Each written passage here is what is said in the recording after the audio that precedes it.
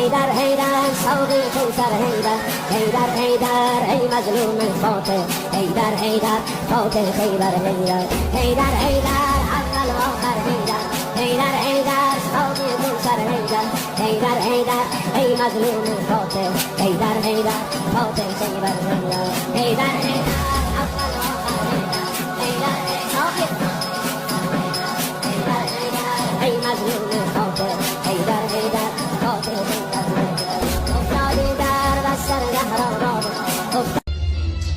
پختونخوا کے اندر گاڑیاں اٹھا کے لے جاتے ہیں. جو بھی پی ٹی آئی کا ملے، رشتہ دار ملے، کوئی بھی، میں ساری قوم کو کہہ رہا ہوں کہ کیا آپ یہ برداشت کرنے کے لیے تیار ہیں؟ کیونکہ یہ آج ہمارے سے ہو رہا ہے، یہ سب سے ہوگا. جب پولیس سے آپ غلط کام کرواتے ہیں اور پولیس کو چھوڑا ہوا ہے کہ وہ کسی کو بھی کہہ کے جی تمہارا جیو فینسنگ میں نام آیا اتنے پیسے دے دو. اگر آپ پولیس فورس بھی تباہ کر رہے ہیں، ادارے سارے تباہ ہو گئے. یہ جو نیب ہے، کیا نیب کی اہمیت رہ گئی ہے کہ اتنے بڑے ڈاکو ان سارے کے کیسز معاف کر دیے.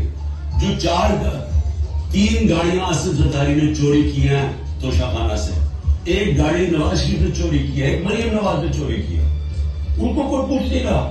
اور آج کی کہہ رہے ہیں کہ توشہ خانہ سے یہ آپ نے جو لیگلی کام کیا ہے، یہ وہ ویلیویشن نہیں ہوئی. بھئی وہ ان سے پوچھے جنہوں نے ویلیو کرنا تھا، وہ میرا اس سے کیا تعلق ہے؟ لیکن مقصد انصاف کا نہیں ہے، مقصد ظلم کرنے کا ہے. اور میں قوم کو اب کہتا ہوں، اب یہ بھیڑ بکریوں بن کے رہنے کا وقت چلا گیا. میں آپ کو کہہ رہا ہوں، میں تیار ہوں. میں کل جا رہا ہوں، پتہ نہیں کتنے میں 19 بیلیں لگی ہوئی ہیں، کسی میں ہمیں ڈال سکتے ہیں. میں تیار ہوں سب کے لیے، میں ہر چیز کے لیے تیار ہوں. لیکن میں یہ ظلم کا نظام برداشت کرنے کے لیے تیار نہیں. میں یہ بھیڑ بکریوں بن کے اپنی زندگی گزارنے کے لیے تیار نہیں. میں یہ سمجھتا ہوں کہ یہ قوم کے لیے وقت آ گیا ہے. آپ سب فیصلہ کر لیں کہ کس طرح کا پاکستان آپ چاہتے ہیں. کیا وہ پاکستان چاہتے ہیں جو پروفیشنل جو باہر جا سکتے ہیں وہ باہر چلے جائیں، جو آپ کا سب سے بڑے ذہن ہے وہ باہر چھوڑ کے چلے جائیں، وہ بیچارے غریب آدمی کشتیوں میں ڈوبتے رہیں جا کے اللیگلی غیر قانونی طور پہ نکلیں گے، اور باقی قوم بھیڑ بکریوں کی طرح رہ جائے. اس ملک کا کوئی مقصد نہیں. جو میں آج آپ کو کہنے کی کوشش کر رہا ہوں کہ انصاف جب ایک لوگوں کے دلوں میں چلا جاتا ہے کہ ہمیں انصاف چاہیے، ہمیں حقوق چاہیے، ہمیں آزادی چاہیے، پھر آپ ان کو جو مرضی کریں، ملٹری آپریشن بھی ہو کر بیچ دل سے نہیں نکلتا. کیونکہ جو اللہ نے ہمارے اندر ہی پیدا کیا اوپر آزادی کا، یہ جو آزادی کا بیج ہے، یہ انصاف اور آزادی ساتھ ساتھ کرتی ہے، اندر ہے ہمارے. اور اس سے جب لا الہ الا اللہ کہتا ہے، ہم اسے وعدہ کرتے ہیں، وہ ہمیں آزاد کرنا چاہتا ہے. کس طرح آزاد لوگ اوپر جا سکتے ہیں. تو جب لوگوں کا دل میں آزادی کا جذبہ آ جاتا، وہ بھی جبری طلاقوں سے، یہ پکڑ دھکڑ کر کے، یہ مار پیٹ کے، یہ خوف کر کے، اس سے یہ چاہتا نہیں ہے. پھر یہ نفرتیں بڑھ جاتی ہیں، یہ اور زیادہ غصہ بڑھ جاتا ہے. یہ کہیں جانے نہیں لگا. فیصلہ کرنا پڑے گا کہ کیا ہم نے یہ ظلم کا نظام قبول کر کے اور اسے ڈر کے ہم نے گھروں میں بیٹھ جانا ہے اور یہ ظلم ہونے دینا ہے. تو یہ سمجھ جائیں کہ اس ملک کا کوئی مستقبل نہیں.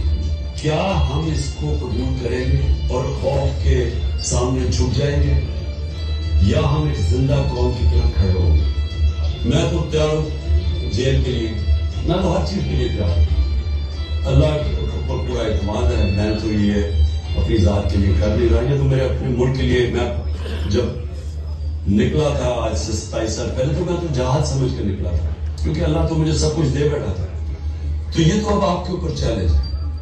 کیا آپ نے چپ کر کے ظلم ہونے دینا اپنے اوپر اور اپنا مستقبل ختم کرنا، یا آپ نے پرامن احتجاج کرنا ہے اور سب نے مل کے کرنا ہے کہ یہ ظلم ہمیں قبول نہیں، ہم آزادی چاہتے ہیں، ہم حقیقی جمہوریت چاہتے ہیں.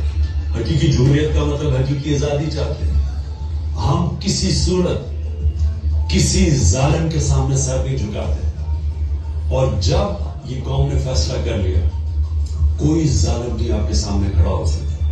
وہ صرف تب تک کھڑا ہوتا ہے جب وہ سمجھتا ہے کہ آپ خوف کے بت کی پوجا کرتے ہیں. جب تک اس کے سامنے جھکے رہیں گے، وہ آپ کے اوپر حاوی رہے گا.